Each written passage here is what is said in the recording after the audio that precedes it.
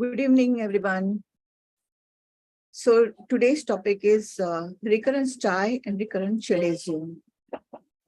Before talking about recurrent, we should know exactly what is stye and what is chalazion. Stye is a condition where there is a infection of the glands of Zeiss and mole, which are situated at the root of the eyelashes.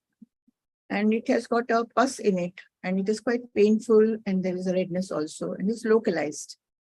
If many glands are involved, it will be many bumps will be there.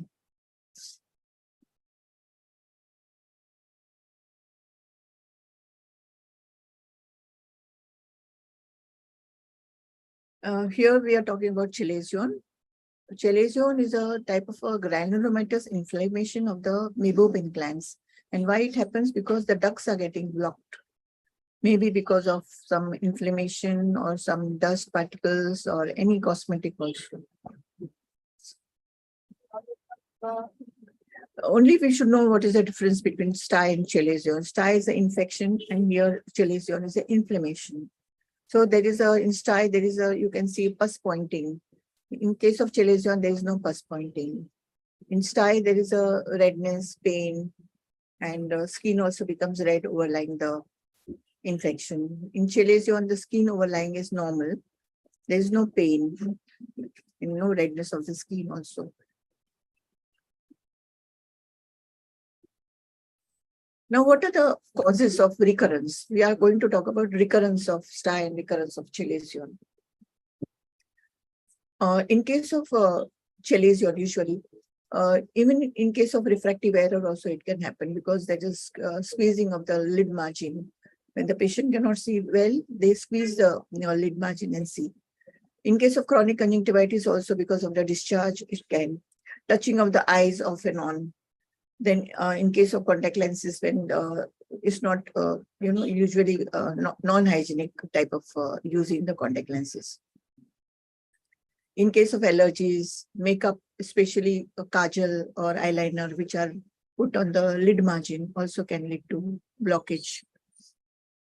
Some hormonal changes, history of diabetes, history of dandruff, the theriasis palpebrum. This is a disease where you get lice or needs at the lid margin. So examination is very important. Then ocular rosacea is a skin condition, seborrheic dermatitis. All these are very important.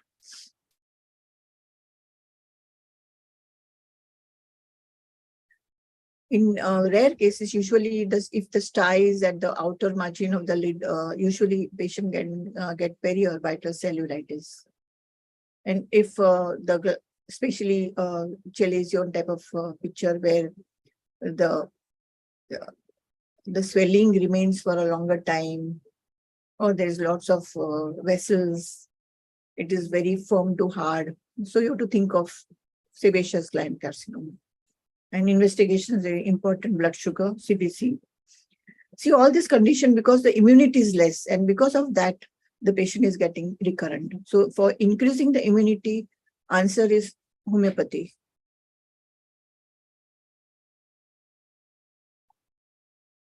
All right. So thank you so much, Dr. Pushpa, for your kind of overview about styes, chalazions, and tumors of the eyelid. And definitely in the past 6 to 7 years, we have been seeing some really good results with homeopathy in styes and chalazion, and we are able to avoid surgeries in many cases. The remedies could be very simple depending on the individualizations. In the case, as you know, in homeopathy, the idea is to go in depth in the chief complaint, in the past history, into the family history, into the fears, into the stresses, and understand the deeper patterns of a person and then prescribe. And I do believe that with help of homeopathy, we can really help reduce this kind of recurrent styes and chalazion.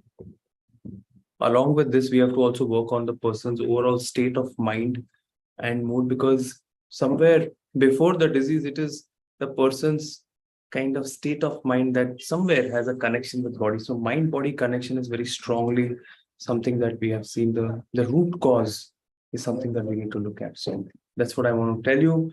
Along with this, we also suggest certain changes in diet and exercise routines. Our clinic is here in Mumbai. We work together I welcome you. If you wish, you can connect to us in person here or for an online appointment for any of your health related conditions. Thank you.